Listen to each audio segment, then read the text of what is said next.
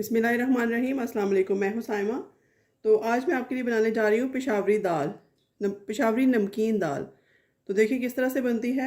यहाँ मैंने कढ़ाई को गर्म कर लिया है, उसमें ऑयल डाल दिया है और यहाँ मेरे पास 2 छोटी इलायची, 1 बादियान का फूल और 1 दालचीनी का टुकड़ा है, ये डाल दूँगी इसमें। और यहाँ उससे पहले मैं आपको बता दूं कि मैंने तकरीबन 1 पाव दाल लेके, माश दाल, इसको भिगो दिया था। उसके बाद इसको खाली नमक डाल के बॉईल कर लिया था।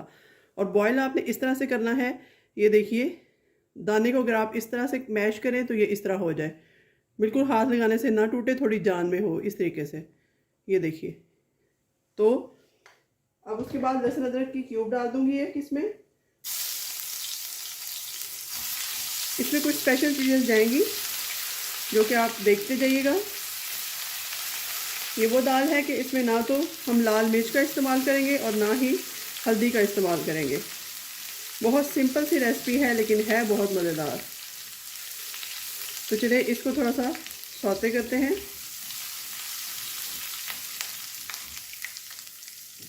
उसके बाद जी हीट को बिल्कुल स्लो पे कर देते हैं और स्पाइसेस इसके डालना स्टार्ट करते हैं। ये मेरे पास साबुत ज़ीरा है, ये डाल दूंगी, नेशनल का, आप कोई सा भी ले सकते हैं, ½ टीस्पून के करीब।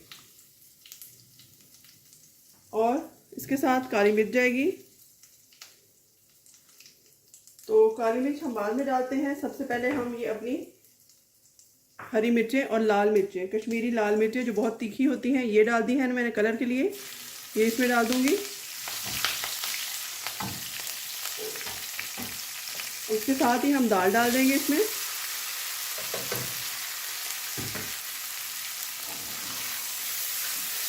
इस तरीके से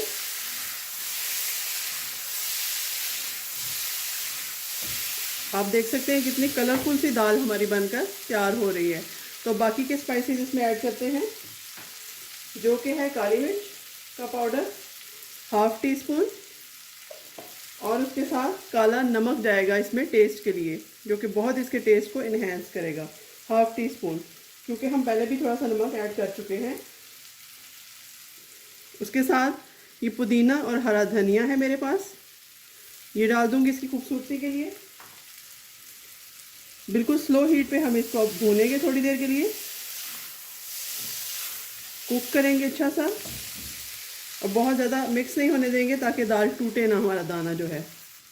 तो यहाँ मेरे पास जी बटर है, कोई सा भी मक्खन आप फ्रेश ले सकते हैं या मार्केट वाला भी ले सकते हैं। ये 2 से 3 टेबलस्पून इसमें जाएगा, जो कि इसके टेस्ट को और बहुत ज़्यादा बढ़ा देगा।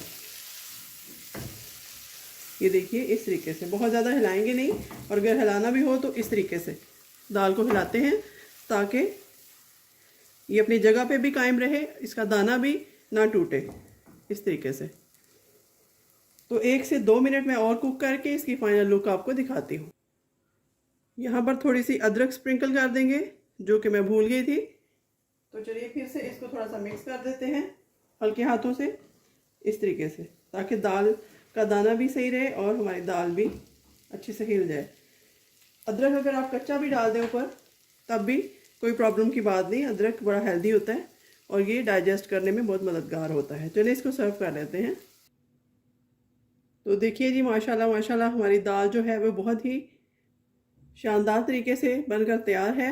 बहुत ही मज़ेदार किस्म की दाल है। मैंने थोड़ा सा टेस्ट किया है, बड़ी यूनिक किस्म का स्टाइल है इसका, बटर की वजह से और तीखी लाल मिर्चों की वजह से बड़ी डिफरेंट सी बनी है, और अदरक की वजह से।